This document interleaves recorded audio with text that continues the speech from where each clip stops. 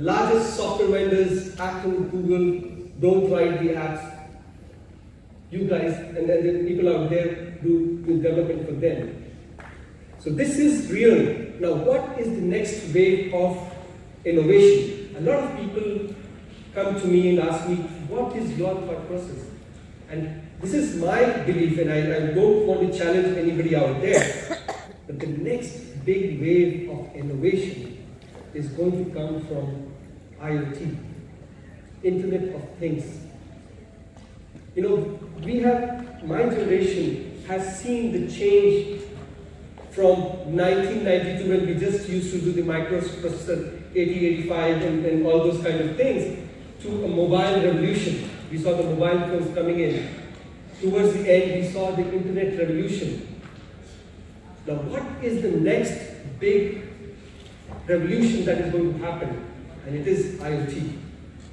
Do you guys understand what is IoT? Yeah?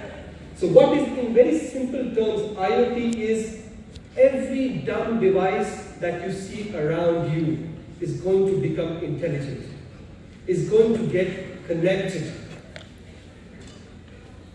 Your locks, door locks, your lighting system, your refrigerator, your air conditioner, anything that you can think of today which is just a dumb device is going to become smarter. The revolution has already started, but you will see a big change when 5G connectivity is launched. It is 20 times faster, guys. You know that, right? The 4G speed is at 1 Gbps per second, and 5G on your mobile is going to be 20 Gbps per second peak speed. That means you can connect faster to the internet. So you will have much more power.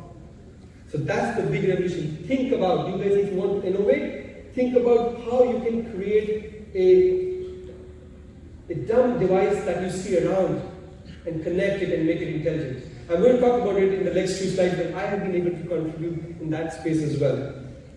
And this will also open up cybersecurity. Imagine if every device is connected, you can hack into those devices. So when good things happen, bad things come along as well. So that means there will be a lot of companies that will mushroom around to help people secure those connected devices. Yeah? So that's where try to innovate, try to think about it. And then, as we said, big data. All of these network devices are going to throw in data, logs, and you have to make sense out of it. So people who can offer some solutions to manage those big data, to be able to categorize them and help put analytics on top of it are the companies that will be watched out for tomorrow. Yes, of course, people talk about artificial intelligence, people talk about machine learning, but my take is they've always been there. Those are nice jargons that have been put around, right? Every 2 years when I'm in the Valley, when I go to the RSA conference in San Francisco, there's a new buzzword. You know, earlier this was called as process automation, it was called as ERP, you know, implementation where you could put everything together. Then people spoke about RPA, right? Now there has been new angle called artificial intelligence and machine learning, but this has been there. This is what is the innovation forward. So guys, a bit of background of my background. And the reason I want to tell you my story is because if I can do it, trust me, everyone sitting out there, you can do it. I've had my own set of success and my own set of failures. And my failures have made me stronger. And I want to share that experience of how I have reached here in the 23 years that I've been away from this college. Yeah? So, it all started with my engineering, which is from 1992 to 96, I did my electronics and communication. And then, a lot of my colleagues went out to Bangalore to find a job. I was not interested in a job. I always wanted to be an entrepreneur. At that point of time, MBA was not something which everyone used to go for. But I said, if I have to do an entrepreneur course and be an entrepreneur, then I need to have knowledge of everything, not just the technical side. So I went and did my MBA from 1997 to 99, and then, as luck would have it, that was the time. I'm sure some of you would not even remember. There was a dot-com bubble. Right? Everyone out there was venturing into dot-com, and I started off with no penny. I've not taken a single dollar from my parents ever, and I am proud of that. But then, what could I do? So at that point of time, I built a software for cyber cafes, because the place that you could serve internet was only cyber cafes, because you could not afford at home. So I built this solution for automation of cyber cafe, and then I created an ad panel which I sold to a company called India.com, INDYA. It was promoted by Microland, a group based out of Bangalore, and Sunil Lula. I got my first 50 lakh rupees. And then I opened 30 offices across the country, launched my own first healthcare portal of India, medicotantra.com. And it was quite successful at that point of time, to a level where Reliance, Mukesh Ambani and the whole group at that point of time wanted to buy my company. But you know what? There's a learning to it. Being a young entrepreneur, and I was rated as the top upcoming young CEOs of India. I was there in Doordarshan, and a lot of brand ambassadors like Ruby Bhatia, John Abraham around me at the age of 26, 27. You don't have that maturity, guys. And what happened? Reliance wanted to buy my company, and they were sitting there, and I walked in, and I quoted a figure of around 16 crores at that point of time, because Ernst & Young had valued me. They came back and said, we will only pay you 5 crores. And we will buy 100%. I don't know what they wanted to buy me for. I still don't know. And you know what? I just walked out. I said, you may be Reliance, I don't care. This is my company, and I feel it's worth 16 crores. I walked out of that office. 4 months later, there was a bubble crash, and everything went out of business. I had 13 offices, young CEO, and I had to close down all my offices. Everything was suffering. And at that point of time, I just got married, and my wife is here, and she has seen this journey. It's a very depressing moment. And you know what? Only a father can tell you. My dad walked in and said, Anand, you got too much too early in life. This is not how I have seen things go. You have to go through the grind and then actually do something of that scale. I listened to him. I went and back. Remember, as CEO of the company, went back and started working as a senior sales executive in Nelito Systems. Okay? So that was my first job after that. It was a startup group company. But the thing that I want to tell you is, carry your confidence along with you. You may have failures, you may have success, but don't get depressed. You know what? Within 1 year, I got them the largest software order in the history of the company, which was Bank of Baroda automation of 13,000 branches. And trust me, I was fighting with the guys of Infosys and iFlex at that point of time, and others. The tenders were not even opened. And the whole company was amazed how a senior sales executive can do this without even getting their presidents and vice presidents from meeting. Because I was a CEO, I carried that confidence with me, I could do it. So that's what you do. And then I went on to take the next challenges with SoftSell, and then I was the best security professional there. It was a completely different field. Hired by a company in Dubai, went out to that region where I knew nothing about. I only knew Dubai was one big Middle East country. And then when I landed, I understood, no, Middle East is about 8 countries, and every country is so different. Their currency is different. I never knew about international travel. But then, if you are a quick learner, you can really, really learn from your surroundings. And that's what I quickly became very well known in that area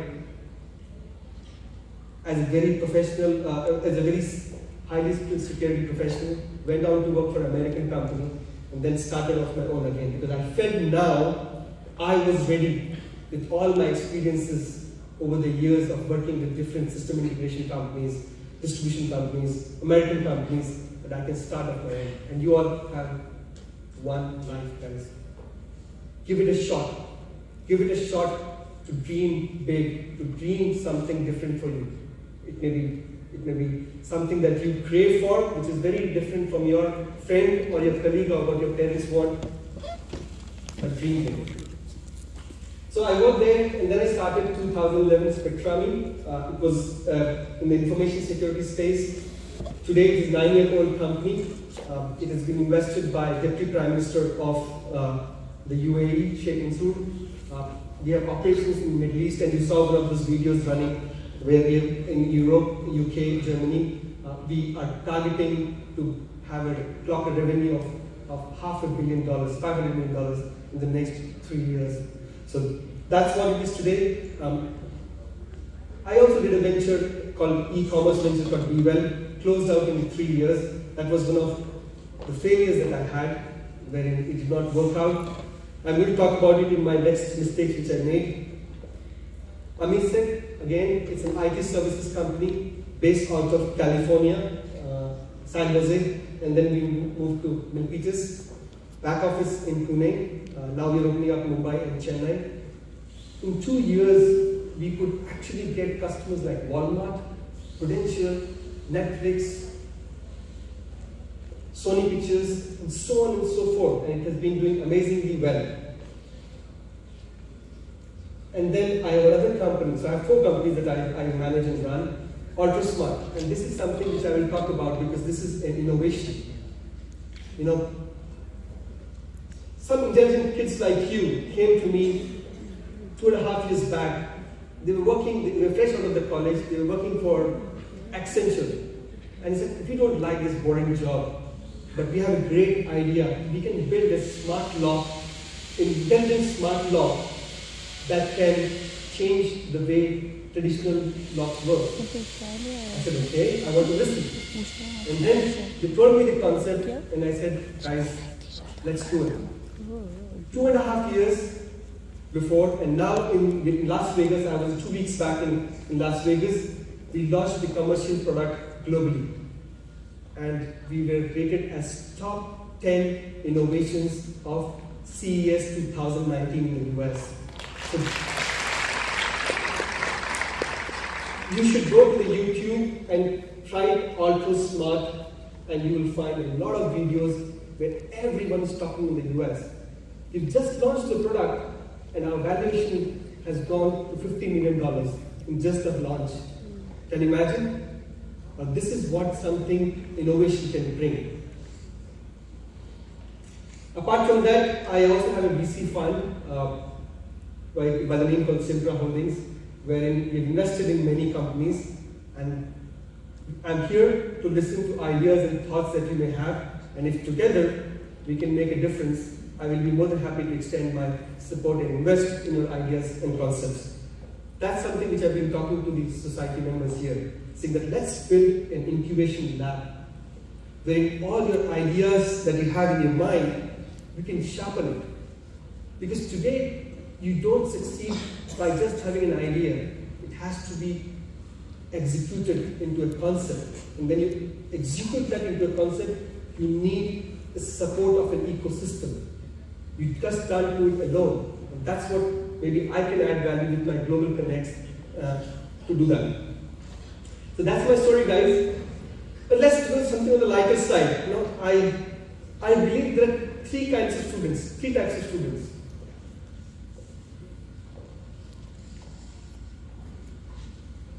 What are those 3 kinds of students? The first benchers. How many of first benchers are there? Who like to sit in the first bench? Ah, few of them. Good. How many of them like to be the middle benchers? Oh, a lot more of them. How many of them are the last benchers? Oh, wow. I love you guys. You know what? Let's do an analysis of what these people are. You know, so the first benchers, the traits are They are very intelligent, disciplined, and top graders, right? They like to study hard. And then you have those middle benchers, a lot of the people who raise their hand, they are mediocres, right? They are good in studies, they are good in sports and extracurricular activities. They may not be the best in the class, but they are good. And then of course the last benchers guys, you focus on everything else but studies and careers, right? So let's see what they eventually become in future. So guys, career, all those first benchers go on to become scientists, doctors, engineers, researchers. At every point of time, you want to be connected with education system. That's what you do. And then the middle benchers, the good news is you go on to become good corporate managers and team leaders because you know how to manage everything and put it together. But what about the last guys? Any guesses? Okay, so let me give you the secret. We go on to become entrepreneurs.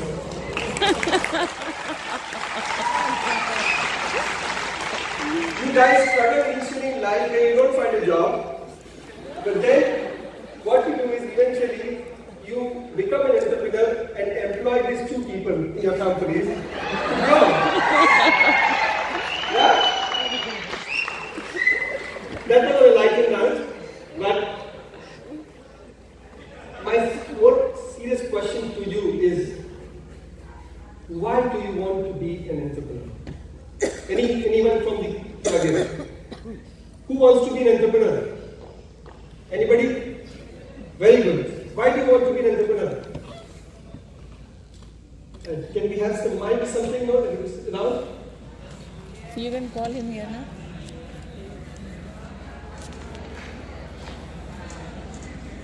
You can call him here. You can call him here.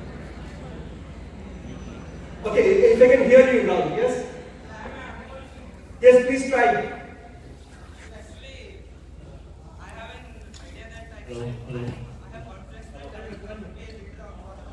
Sorry, sir, I need someone to this mic, please. Thank you so much. So my question to you is, just explain to me in few words, why do you want to be an entrepreneur? What is it that single thing excites you? I need to be an entrepreneur. Why? Yes.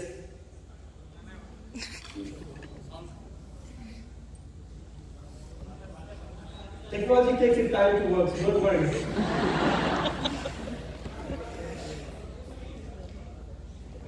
Hello. Midas touch.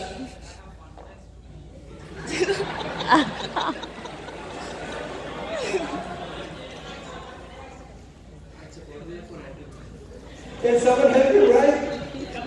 It's okay.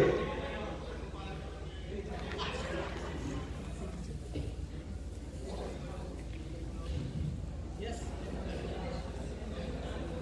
No? Oh. Okay.